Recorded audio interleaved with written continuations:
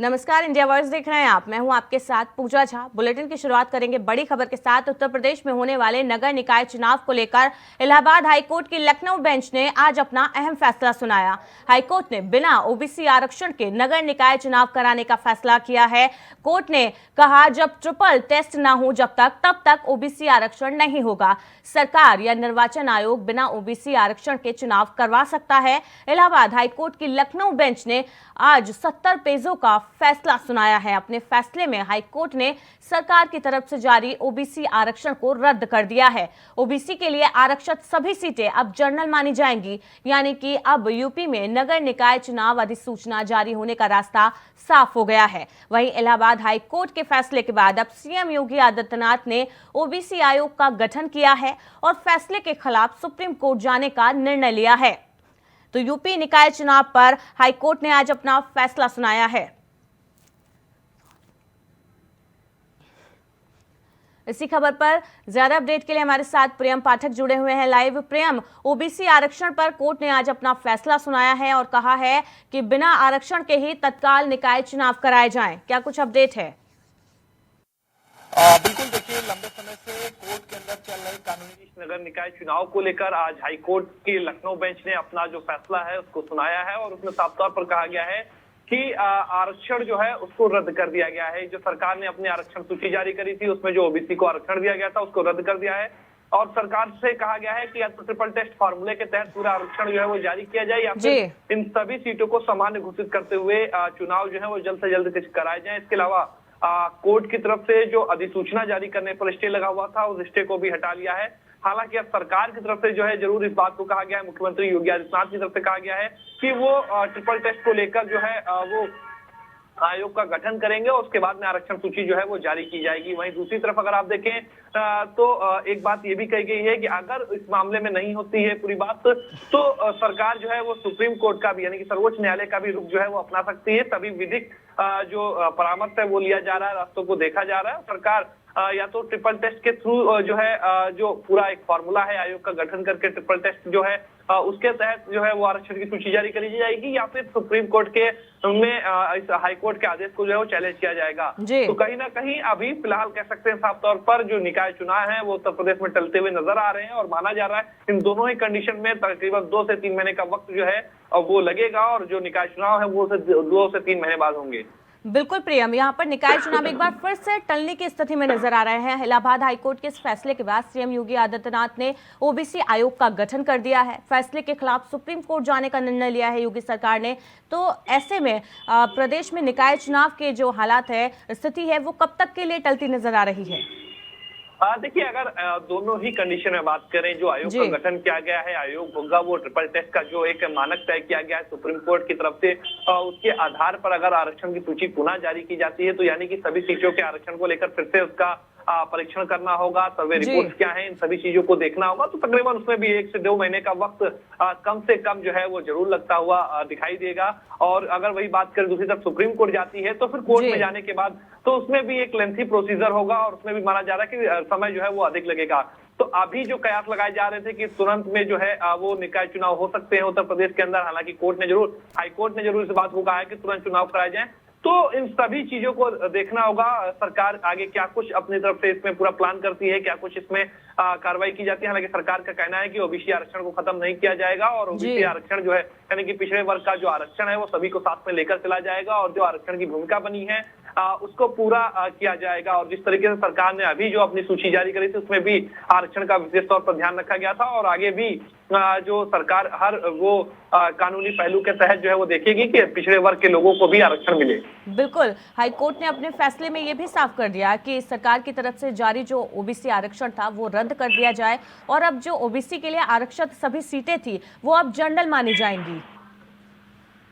बिल्कुल पूजा, देखिए, आज जो कोर्ट ने अपना फैसला दिया वो इसी बात पर दिया है कि उसमें जो आरक्षण की जो सूची जारी करी गई है उसमें मानकों का पालन नहीं किया गया है। या तो फिर इन आरक्षण को समाप्त कर दिया जाए और जितने भी आरक्षण की जो सूची है, जो सीटें हैं, उनको अब समान श्रेणी में काउंट किया जाएगा। तो इसी बात के लिए सरकार की तरफ से जो है वो एक आयोग का गठन किया जा रहा है और उस आयोग में इस बात को निर्धारित किया जाएगा कि जो ओबीसी का आरक्षण है वो उसका पूरी तरह से पालन हो, ट्रिपल टेस्ट के जो मानक सुप्रीम कोर्ट की तरफ से तय किए गए हैं उनका उसमें पालन हो।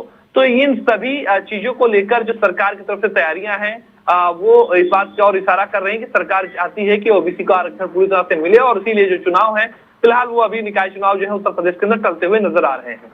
बिल्कुल प्रियम, फिलहाल निकाय चुनाव यूपी में टलते नजर आ रहे हैं। बहुत बहुत शुक्रिया इस अपडेट के लिए आपका। तो इलाहाबाद हाईकोर्ट का आज बड़ा फैसला आया है निकाय चुनाव में ओबीसी आरक्षण को लेकर। वहीं निकाय चुनाव को लेकर कांग्रेस के पूर्व एमएलसी दीपक सिंह ने क्या कहा वो आपको सुनवाते हैं। भारतीय जनता पार्टी का निकाय चुनाव को लेकर पिछड़ों को आरक्षण न देने की मंशा स्पष्ट हो गई।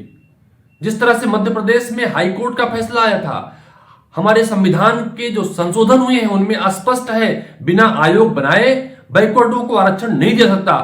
तो सरकार आयोग न बनाकर, सरकार निकाय चुनाव की तैयारी न करके उसकी मंशा पिछड़ों के आरक्षण को काटने की थी, जिसमें स्पष्ट हो गया अब निकाय चुनाव में पिछड़ों के लिए सीटें रिजर्व नहीं होंगी। तो मुझे लगता है सरकार पे जो आरोप लगते थे, सरकार पिछड़ों की विरोधी है, सरकार दलितों की विरोधी है, उनमें से एक चीज तो स्पष्ट तौर पर तय हो गया, और दलितों की विरोधी है यह भी स्पष्ट तौर पर आगे चल के तय हो जाएगा। वहीं निकाय चुनाव में ओबीसी आरक्षण पर हाईकोर्ट का फैसला आने के बाद डिप्टी सीएम केशव प्रसाद मौर्य ने ट्वीट कर कहा कि नगरीय निकाय चुनाव के संबंध में माननीय उच्च न्यायालय इलाहाबाद के आदेश का विस्तृत अध्ययन कर विधि विशेषज्ञों से परामर्श के बाद सरकार के स्तर पर अंतिम फैसला लिया जाएगा, लेकिन पिछले वर्ग के अधिकारों से कोई समझौता नहीं किया जाएगा। डिप्टी सीएम ने ट्वीट कर यह बात कही है। वहीं पुलिस कर्मियों की आवासीय सुविधा के लिए मद्देनजर सीएम योगी ने अयोध्या में तुलसी कन्या इंटर कॉलेज के पीछे पुलिस विभाग की भूमि पर पीएसी और नागरिक पुलिस के 300 कर्मचारियों के लिए 3 आवासीय भवनों के निर्माण के लिए 1400 लाख रुपए की राशि मंजूर की है।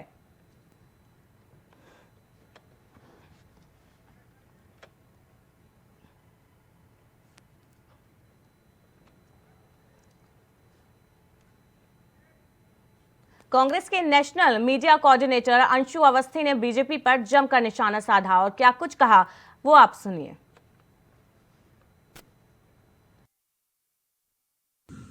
कि उच्च न्यायालय ने सरकार की जो नीयत है उस पर सवाल खड़ा किया। कांग्रेस बार बार इस बात को कह रही है कि आखिर भारतीय जनता पार्टी जो लोगों का निर्धारित आरक्षण है उससे खिलवाड़ क्यों कर रही है। राजीव गांधी जी ने पंचायती राज अधिनियम में जो आरक्षण व्यवस्था की है निकाय चुनाव में, उसका पूरी तरीके से पालन होना चाहिए। उच्च न्यायालय ने भी इस बात को कहा है, लेकिन भारतीय जनता पार्टी की नीयत में खोट है। अभी भी हमें शक है कि भाजपा सरकार बिना आरक्षण को पूरे संवैधानिक तरीके से लागू किए बिना चुनाव कराने के पक्ष में है। जब तक पूरी तरीके से जो आरक्षण व्यवस्था है उसका डिप्लॉय नहीं होता है तब तक हम इसके खिलाफ हैं और इसकी लड़ाई हम लड़ेंगे। इसके लिए जहां तक भी जाना पड़ेगा हम जाएंगे। अभी भी अगर भाजपा सरकार, जिसको हाईकोर्ट ने सख्त टिप्पणी करते हुए उनके ऊपर सवाल खड़ा किया है, अगर भाजपा सरकार अभी भी नहीं चेती तो आप ये समझ लीजिए कि भाजपा सरकार का चरित्र क्या है। ओबीसी आरक्षण मामले में कोर्ट के आए फैसले को लेकर सपा प्रवक्ता फकरुल हसन चांद ने क्या कहा वो सुनिए। कि भारतीय जनता पार्टी वो शिक्षक भर्ती में ओबीसी को आरक्षण नहीं देती, वो जाति जनगणना का विरोध करती। आज भारतीय जनता पार्टी निकाय चुनाव बिना ओबीसी आरक्षण के कराना चाहती, इसलिए जानबूझ के एक साजिश के तहत भारतीय जनता पार्टी ने माननीय सुप्रीम कोर्ट के आदेश को जानते हुए भी आरक्षण की व्यवस्था में पेज को ढीला छोड़ दिया था, जिसको माननीय उच्च न्यायालय ने आज पेज को टाइट करके बिना ओबीसी आरक्षण के चुनाव कराने का फैसला किया। लेकिन समाजवादी पार्टी बिना आरक्षण के चुनाव कराए जाने का विरोध करती है। ओबीसी के हक के लिए समाजवादी पार्टी लड़ती रहेगी। खबर हरदोई से है, जहां शाहाबाद कोतवाली के सामने बने पशु चिकित्सालय में चोरी की घटना सामने आई है। जहां अज्ञात चोरों ने पशु चिकित्सालय में चोरी की घटना को अंजाम दिया। चोर एक इन्वर्टर के साथ 4000 रुपए लेकर फरार हो गए। तो अज्ञात चोरों ने एक इन्वर्टर और 4000 रुपए एक घर से चुराए हैं। अस्पताल के ड्राइवर ने थाने में तहरीर देकर कार्रवाई की मांग की है। हरदोई में अज्ञात चोरों ने एक घर से इन्वर्टर और 4000 रुपए कैश चोरी किए हैं। पशु चिकित्सालय में ये चोरी की गई है। अस्पताल के ड्राइवर ने थाने में तहरीर दी है। इस चोरी के खिलाफ फिलहाल पुलिस मामले की जांच कर रही है। तो हरदोई में चोरों ने पशु चिकित्सालय में चोरी की है, जहां से चोरों ने इन्वर्टर और 4000 कैश उड़ा लिया है और उसको लेकर फरार हो गए चोर। और जो चिकित्सालय के जो ड्राइवर हैं, उन्होंने इस मामले में कोतवाली में तहरीर दी है, न्याय की मांग की है। अस्पताल के थाने में तहरीर देकर न्याय की मांग की गई है इस मामले में। तो हरदोई में चोरों ने इस बार पशु चिकित्सालय को निशाना बनाया है। वहां से एक इन्वर्टर और कैश लेकर चोर फरार हो गए मौके से। फिलहाल पुलिस इस पूरे मामले की पड़ताल में जुटी है, चोरों की तलाश की जा रही है।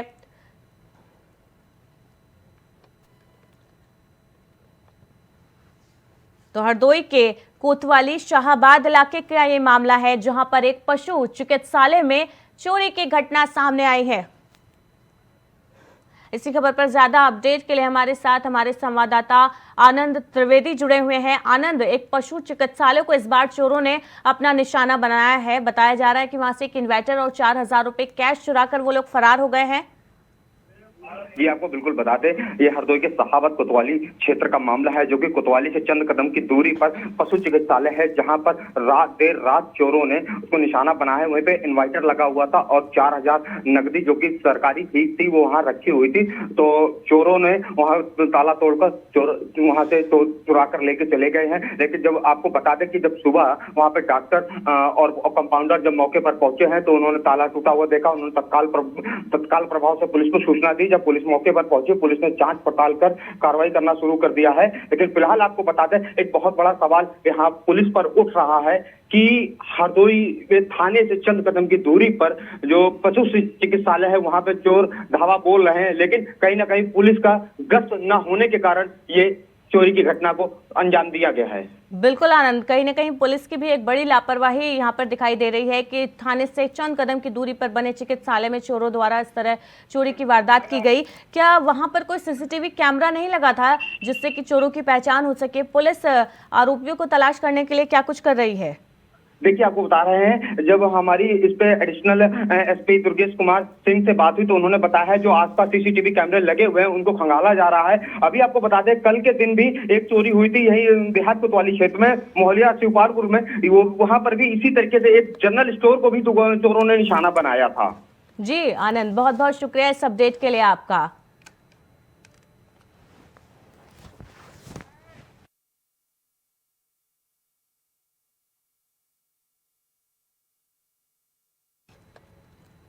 वहीं बुलंदशहर के खुर्जा के अस्पतालों में मॉक ड्रिल का आयोजन किया गया। आज नोडल अधिकारी की मौजूदगी में अस्पतालों में मॉक ड्रिल किया गया। अधिकारियों ने यहां पर व्यवस्थाओं का जायजा लिया है। अस्पतालों में तैयारी व्यवस्थाओं को लेकर संतुष्ट नजर आए हैं नोडल अधिकारी। तो बुलंदशहर के अस्पतालों में आज मॉक ड्रिल का आयोजन किया गया। नोडल अधिकारी यहां पर मौजूद रहे, जो मॉक ड्रिल की तैयारियों का उन्होंने जायजा लिया और इस दौरान अस्पताल में व्यवस्थाओं का जायजा लिया गया, निरीक्षण किया गया। और यहां पर खुर्जा के अस्पतालों में तैयारियों की जो व्यवस्थाएं की गई थी, उससे अधिकारी जो है वो संतुष्ट नजर आए हैं। तो बुलंदशहर के खुर्जा अस्पतालों में मॉक ड्रिल चलाया गया आज कोरोना से निपटने के लिए कि अगर कोरोना संक्रमण दर बढ़ती है, संक्रमण बढ़ता है कोरोना का, तो किस तरीके से हालात पर कंट्रोल पाया जाए, उसके लिए आज मॉक ड्रिल का आयोजन किया गया था। तो बुलंदशहर के खुर्जा में आज मॉक ड्रिल का आयोजन किया गया था अस्पतालों में, जहां पर नोडल अधिकारी के देखरेख में अस्पतालों में मॉक ड्रिल चलाया गया। नोडल अधिकारियों ने खुद व्यवस्थाओं का जायजा लिया है और वो यहां पर तैयारियों से, अस्पतालों में जो तैयारियां की गई थी उससे संतुष्ट नजर आए हैं अधिकारी। कोरोना से निपटने के लिए ये मॉक ड्रिल का आयोजन किया गया कि अगर हालात बिगड़ते हैं या संक्रमण दर बढ़ती है तो किस तरीके से कोरोना से निपटा जाएगा, किस तरीके से काबू पाया जाएगा।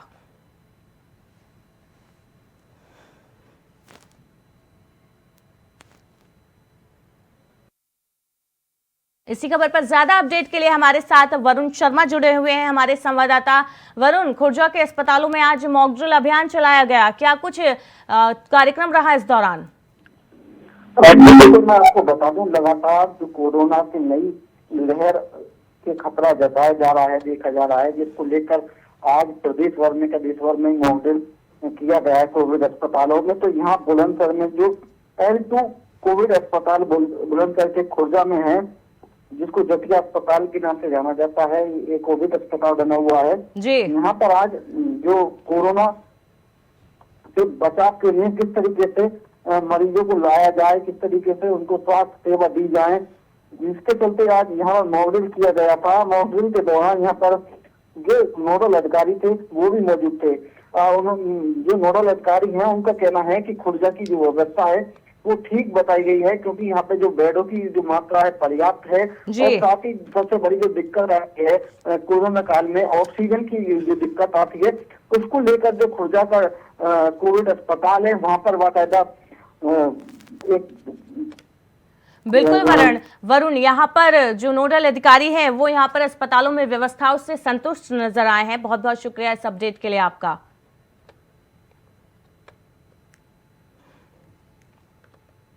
वहीं आगरा के लिए एक राहत भरी खबर है। चीन से वापस आए प्रबंधक के परिवार कोरोना वायरस से अछूता निकला है। जी हां, उनकी कोरोना टेस्टिंग की गई थी परिवार की। हाल ही में चीन से वो लोग वापस लौटे थे, जिसके बाद प्रबंधक के परिवार का कोरोना टेस्ट कराया गया, जिसमें सभी की जो रिपोर्ट है वो नेगेटिव आई है। परिवार समेत 37 लोगों की कॉन्टैक्ट ट्रेसिंग में रिपोर्ट नेगेटिव आई है। चीन की एमएनसी में तैनात था शाहगंज का निवासी और दिल्ली एयरपोर्ट से टैक्सी से वो आगरा पहुंचे थे, जहां पर उनकी जीनोम सीक्वेंसिंग की सैंपल रिपोर्ट आई है आज, और उनकी जांच की गई थी जीनोम सीक्वेंसिंग के द्वारा, जिसमें उनकी जो रिपोर्ट है वो नेगेटिव आई है। तो आगरा के लिए बड़ी राहत की खबर है कि चीन से वापस आए एक परिवार का जो चीन से वापस आया है वो कोरोना से अछूता रहा है। राहत भरी खबर है। परिवार समेत 37 लोगों का टेस्ट किया गया था, कोरोना कॉन्टैक्ट ट्रेसिंग टेस्ट किया गया था उनका, जिसमें उनकी रिपोर्ट नेगेटिव आई है। बता दें आपको, चीन की एमएनसी में ये तैनात थे प्रबंधक के तौर पर। शाहगंज के रहने वाले थे आगरा के, जो हाल ही में चीन से वापस लौटे हैं, और दिल्ली एयरपोर्ट से ये टैक्सी से आगरा पहुंचे थे, जहां पर उनकी जीनोम सीक्वेंसिंग द्वारा जांच की गई, जिसकी जो रिपोर्ट है वो नेगेटिव आई है। इसी खबर पर ज्यादा अपडेट के लिए हमारे साथ हमारे संवाददाता मयंक त्यागी जुड़े हैं। मयंक, आगरा के लिए बड़ी राहत की खबर है कि चीन से वापस आया एक परिवार कोरोना से अछूता निकला है। देखिए, कहीं ना कहीं तस्वीरें जो हैं कि चीन की जो कहर बापी वाली तस्वीरें हैं, क्योंकि जीनोम सीक्वेंसिंग के बाद जो प्रबंधक थे उनका एक सैंपल लिया गया, लखनऊ केजीएमयू के लिए भेजा गया। उसके बाद जो स्वास्थ्य विभाग की जो रैपिड रेस्पॉन्स टीम थी उनके द्वारा एक तरीके से कॉन्टैक्ट ट्रेसिंग का पूरा डिटेल किया गया। करीबन 37 लोगों की कॉन्टैक्ट ट्रेसिंग करके उनका सैंपलिंग लिया गया, उनकी कोरोना की जांच भेजी गई, जिसमें प्रबंधक की पत्नी और बच्चा भी शामिल था। लेकिन सबसे बड़ी राहत की खबर ये है कि सभी के सभी कोरोना की नेगेटिव रिपोर्ट्स के जो तथ्य सामने आए हैं। तो ये बड़ी खबर मानी जा रही, क्योंकि जिस तरीके से केजीएमयू के लिए जो जीनोम का सीक्वेंसिंग भेजा गया है सैंपलिंग के लिए, तो उस स्थिति पर बात की जा रही, तो वहां पर भी ये बताया जा रहा है कि जो प्रबंधक है उनकी रिपोर्ट आज सामने आ जाएगी। शायद हो सकता है ये पूरा जो प्रकरणता आगरा के लिए राहत भरा रहेगा। जी मयंक, ये जो प्रबंधक हैं ये कब चीन गए थे, और बताया जा रहा है एमएनसी में वहां पर इनकी तैनाती थी, और कब ये चीन से वापस लौटे हैं आगरा? देखिए, आपको बता दें कि सेकंड कोरोना का जब समय चल रहा था 2020 में, ये वहाँ पे बहुराष्ट्रीय कंपनी में ये प्रबंधक बतौर ये जिम्मेदारी वहाँ पे ली, और उसके बाद लगातार 2 साल जॉब करने के बाद ये घर वापसी हुए। वही आपको बता दें कि हांगकांग में ये तैनात थे, और हांगकांग में छुट्टी लेने के बाद जब ये आगरा के लिए रवाना हुए तो दिल्ली एयरपोर्ट पर पहुंचे। एयरपोर्ट से इन्होंने टैक्सी ली, टैक्सी लेने के बाद जब आगरा आए और हल्की जुकाम खांसी के लक्षण थे, तो उन्होंने निजी लैब में अपना परीक्षण कराया, जहां पर कोरोना की पॉजिटिव रिपोर्ट सामने आई। तो वहां पर लैब के द्वारा जो है स्वास्थ्य महकमे को सूचना दी गई। उसके बाद जो कोरोना के दौरान जो रैपिड रेस्पॉन्स टीम था उसको जिम्मेदारी मिली, उसके बाद कॉन्टैक्ट ट्रेसिंग हुई। तो एक बड़ी राहत की खबर थी कि इनसे जुड़े हुए लोगों को जो रिपोर्ट थी वो कोरोना की वो नेगेटिव सामने आई है। मयंक, प्रबंधक के जो संपर्क में आए थे लोग इस दौरान, उनके आने जाने के दौरान उन लोगों की सैंपलिंग हुई है क्या? उनका कोरोना टेस्ट हो पाया है? देखिए, मैं बता दूं आपको कि रैपिड रेस्पॉन्स टीम के द्वारा करीबन 37 लोगों का चयन किया गया, उनकी सूची बनाई गई, जिसमें प्रबंधक की पत्नी, उसके बच्चे, उसके परिवार के लोग, साथ में कॉलोनी के लोग, उसमें दूध देने वाले से लेकर सब्जी देने वाले तक के लोग की एक लिस्ट तैयार की गई। जिस टैक्सी के साथ वो आए थे वो ड्राइवर भी उसमें शामिल था। लगभग 37 लोगों के जो समय जिनसे टच हुआ या जिनसे जी। बातचीत हुई, उन लोगों को एक सूची तैयार की गई। उसके बाद इनका कोरोना की रिपोर्ट के लिए सैंपलिंग लिया गया। सभी के सभी लोग जो है नेगेटिव सामने आए हैं। जी, बहुत बहुत शुक्रिया इस अपडेट के लिए आपका मयंक। तो आगरा के लिए राहत की खबर है कि चीन से लौटा एक परिवार कोरोना से अछूता रहा। सबकी टेस्टिंग हो गई है, जीनोम सीक्वेंसिंग टेस्ट किया गया, उसमें उनकी रिपोर्ट नेगेटिव आई है। मोतिहारी में हथियारों के बल पर लाखों की लूट की गई है और इस लूटकांड का खुलासा किया गया है पुलिस द्वारा। पुलिस ने मामले में अपना खुलासा करते हुए 2 लुटेरों को गिरफ्तार किया है जो घटना को अंजाम देकर कार से भाग रहे थे, लेकिन पुलिस ने मामले में तत्परता दिखाते हुए महज 4 घंटे के अंदर पूरे मामले का खुलासा कर दिया। 7 लोगों ने मिलकर इस घटना को अंजाम दिया था, जिसमें से 2 को पुलिस ने गिरफ्तार कर लिया है और जल्द ही बाकी आरोपियों की भी गिरफ्तारी की जाएगी। पुलिस ने ऐसा दावा किया है।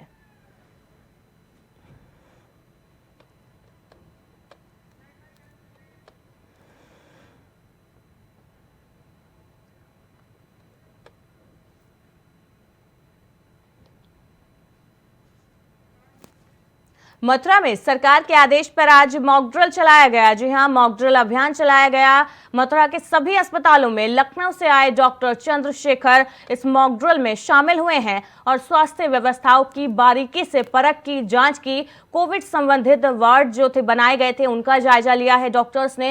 इस दौरान उन्होंने ऑक्सीजन प्लांट का शुभारंभ किया है। तो मथुरा के अस्पतालों में भी मॉक ड्रिल अभियान चलाया गया, जिसमें लखनऊ से आए डॉक्टर्स ने इस मॉक ड्रिल अभियान का पूरा निरीक्षण किया, जायजा लिया, व्यवस्थाओं को यहां पर व्यवस्थाओं का आकलन किया, जांच की गई है। साथ ही एक ऑक्सीजन प्लांट का भी यहां पर शुभारंभ किया गया है मथुरा में।